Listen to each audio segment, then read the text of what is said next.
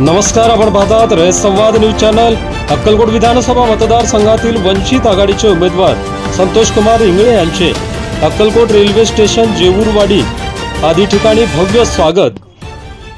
अक्कलकोट विधानसभा मतदारसंघातील वंचित बहुजन आघाडीचे उमेदवार संतोष कुमार इंगळे यांचे अक्कलकोट रेल्वे स्टेशन, जेऊरवाडी, कडबगाव, भालेराव वस्ती येथे भव्य स्वागत करण्यात आले।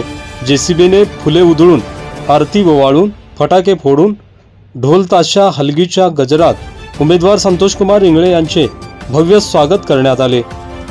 बुधवार रोजी अक्कलकोट रेल्वे स्टेशन, भालेराव वस्ती, जेऊरवाडी, कडबगाव आदी ठिकाणी कॉर्नर बैठक संपन्न झाली। या प्रसंगी वंचित बहुजन आघाडीचे उमेदवार संतोष कुमार इंगळे यांनी अक्कलकोट तालुक्याच्या विकासासाठी वंचित बहुजन आघाडीला विजयी करा असे आवाहन केले। संतोष कुमार इंगळे यांनी पदयात्रा काढून मतदारांना संपर्क साधला।